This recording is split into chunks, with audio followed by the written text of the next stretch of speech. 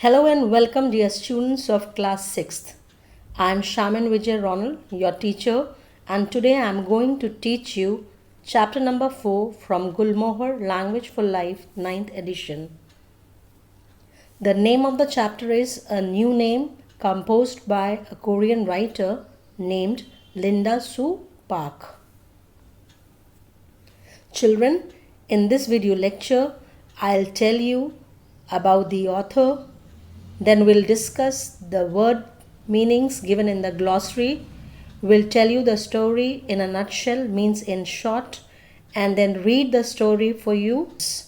And along with all these above, you will learn the pronunciation of the new words which are in English, Korean, and Japanese languages. Children, on your screen you can see the picture of the author. She is Linda Sue Park. She is a noted author who became a paid writer at the age of 9. Her work has received many prizes and numerous accolades.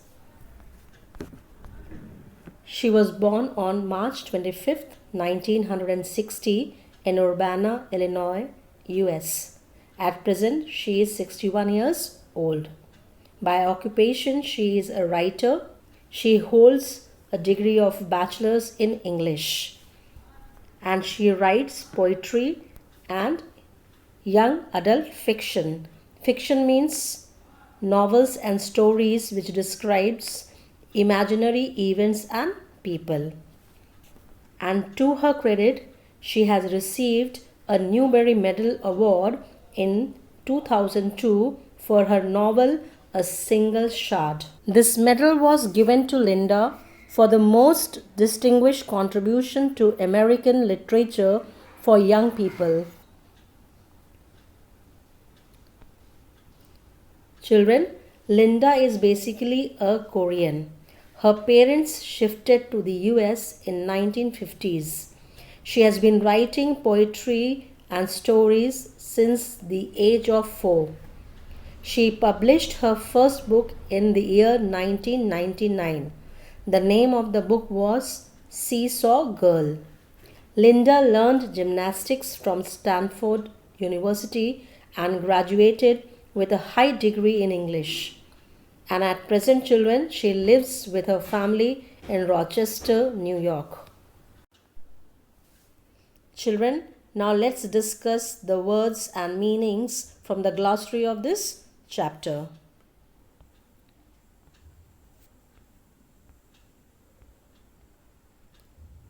See the first word, syllables. Parts of a word that contain single vowel sound and are pronounced as a unit. It means each part of a word, when broken, it has a sound of a vowel. You already know that there are 5 vowels: A, E, I, O, U. These are sounds. So when I say water, it has 2 syllables, wa and t. Whereas banana is made up of 3 syllables, ba, na, na. So in the word banana, there are 3 syllables, 3 parts. Now see the next word, abuji. It is a Korean word used for father or papa. The next word is A-I-S-L-E. Children, the pronunciation of this word is I'll. It is not Isle, it is I'll. A-I-S-L-E.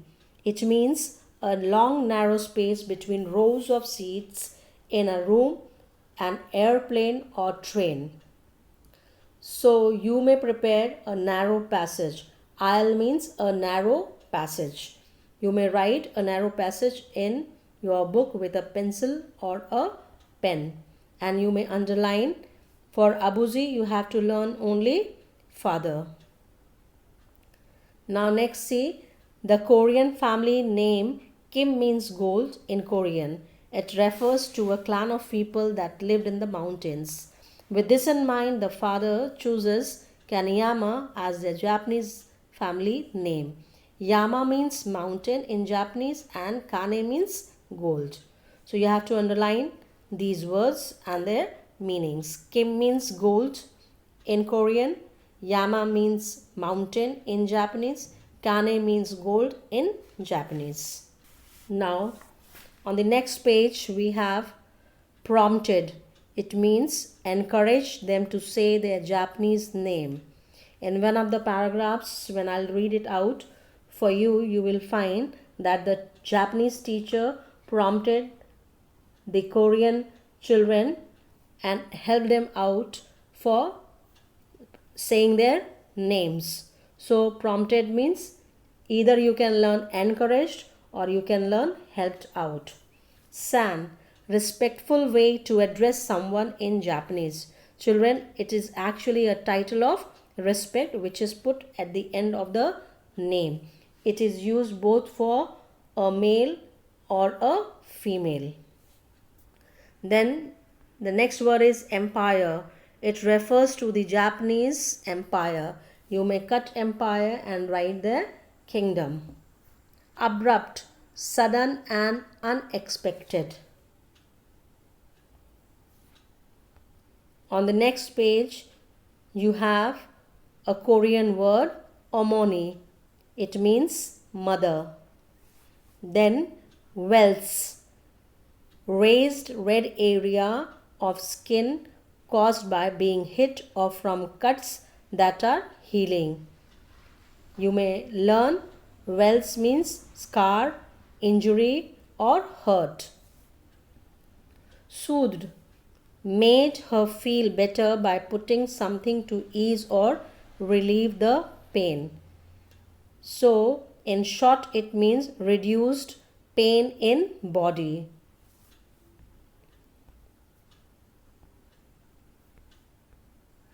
And on the last page, we have cross. It means annoyed. And annoyed means angry. Pound the name into his brain. Force himself to learn the name. Lose face. It means feel embarrassed and become less respected by others. Embarrassed means ashamed. So it means to lose other people's respect. Lose face means to feel ashamed of something or by an act and then losing other people's respect. Lived with. It means experienced and accepted a difficult situation.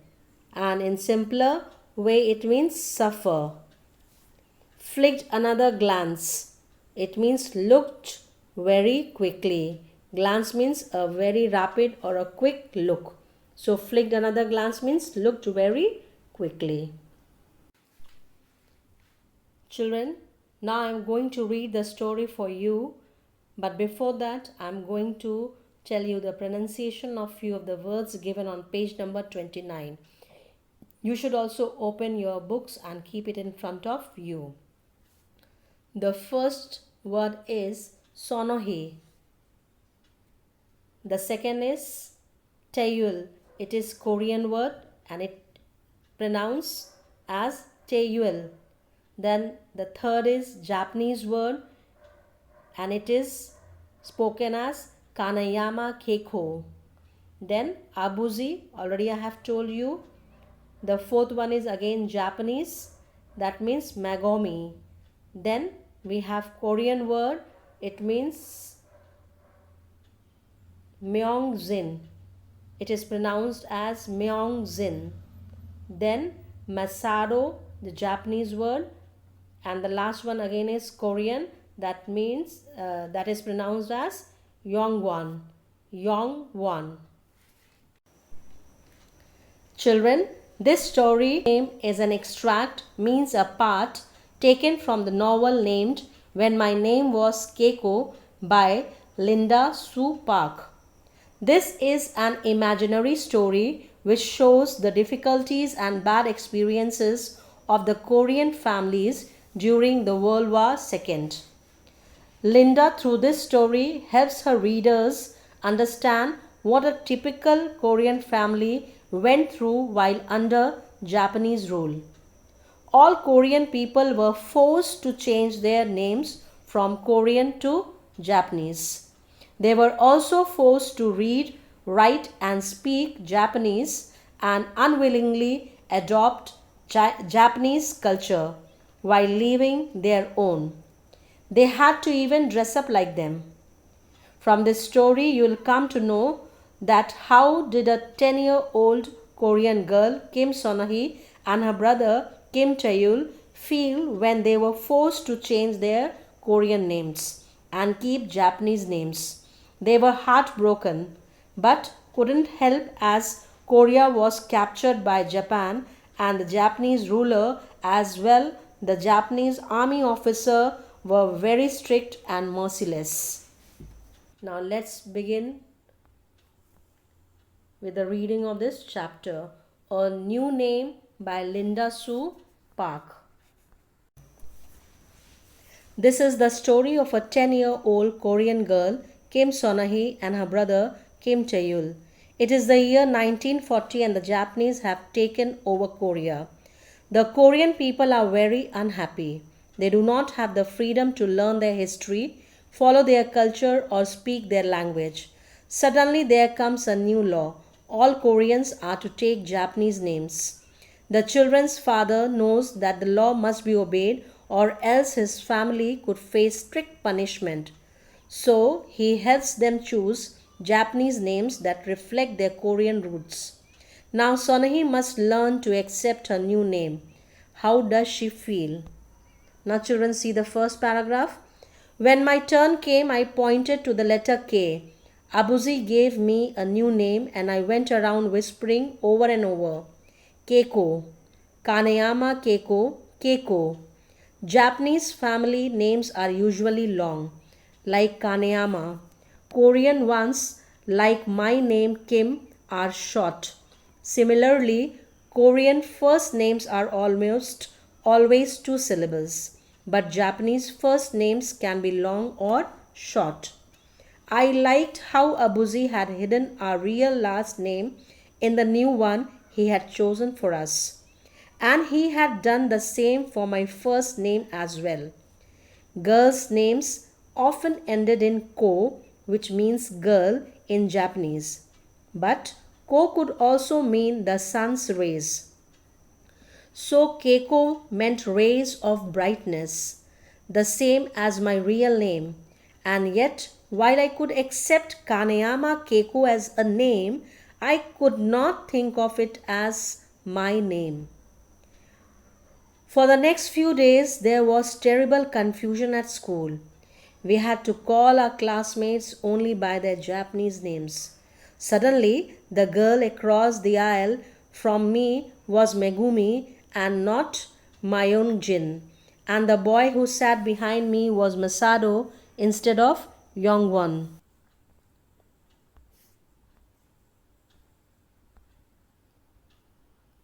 Our teacher tried to be patient with us. If we forgot and used our classmates' real names, she prompted us gently at first, but more sternly as the days passed. I was a good student. I had never once given the teacher cause to beat me. I was very careful to use anyone's Japanese name and to respond when anyone said Keiko, even though it felt as if they were talking to someone else. But the next day, my brain grew tired of being careful every single minute, and it happened. I chose the worst possible moment to make a mistake. Onishi san was in the room. He was a Japanese army officer whose job was to make sure all the students were learning to be good citizens of the empire. He came into our classroom several times a week, often in the middle of a lesson. We always stopped what we were doing and bowed to him. Then he'd stand at the back of the room and observe us for a while. I could tell he made the teacher nervous. I tried especially hard to give the right answers when he was around. That day, I knew he was in the room. I knew I had to be extra careful not to make a mistake. And somehow, I did the very thing I was trying so hard not to do. I said Mayungjin instead of Megumi. Onishi-san heard me. He had a funny sound in his throat, like ah. Then he looked at the teacher and made an abrupt motion with his stick. The teacher glanced at him quickly and then at me. Keiko, to the front, she said. The class was suddenly silent. I could see the surprise in the faces of the other students.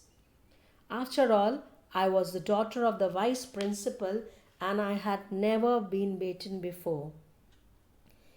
In the brief moments it took me to walk to the front of the class, I saw the teacher's face. She looked so unhappy that I felt sorrier for her than for myself. She didn't want to beat me, but she had to because Onishi san was there. It was so unfair. First, our names were taken away, and then we weren't given any time to learn each other's new names.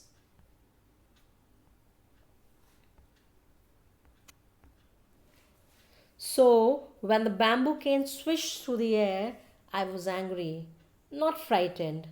With each stringing whack, the word rang in my mind: unfair, unfair, unfair, unfair, and unfair.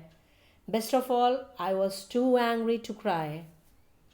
At home that night, Omoni pressed her lips together when she saw the fierce red welts on my legs. She soothed them with a paste made of herbs, but the marks stayed there for several days. I was glad they did not fade right away. Seeing and feeling the sore redness of those welts always made me a little angry all over again. I wanted to stay angry about losing my name, but I wasn't the only one. The changing of my name made even my best friend cross. His name was Tomo and he was Japanese. When we played together after school during those early days of the name change, he had to check himself all the time. Sonohi, I mean Keiko, he kept saying. Once, after correcting himself for what seemed like the 100th time, he stamped his foot in frustration. Keiko, Keiko, Keiko, he said as if trying to pound the name into his brain. Keiko, Keiko, Kikiko, Kikoko. He was getting his tongue all twisted. I giggled. Kikiko, Kikoko, Kiyako, Kokoka. Now we both were laughing. Tomo was laughing at the silly sounds, and I was laughing for the same reason. But I was also secretly pleased to be treating my Japanese name with such disrespect. When our laughter faded, Tomo glanced at me quickly and then looked away again. Maybe when it's just the two of us alone, I could still call you Sonahi. What do you think? It wasn't often that Tomo asked for my opinion. I wanted to answer carefully, so I thought for a moment. Wouldn't that just make it harder? I said. You would have to switch to my Japanese name when we are with other people. You might get confused and forget. I didn't say all that I was thinking. That as the son of the principal, Tomo always had to set an example. A mistake from him would be worse than a mistake from other students. He would lose face. I didn't have to say it because it was something that Tomo lived with every day. You are right, he said. He flicked another glance at me. It's such a nuisance, isn't it? And I knew this was his way of saying he was sorry. I had to change my name. Dear students, with this I end the video lecture part 1. You may go through the video thoroughly in order to understand and learn well. Read the chapter and prepare all the word meanings given in the glossary. Thank you. Take care. We'll meet in the next part of the video.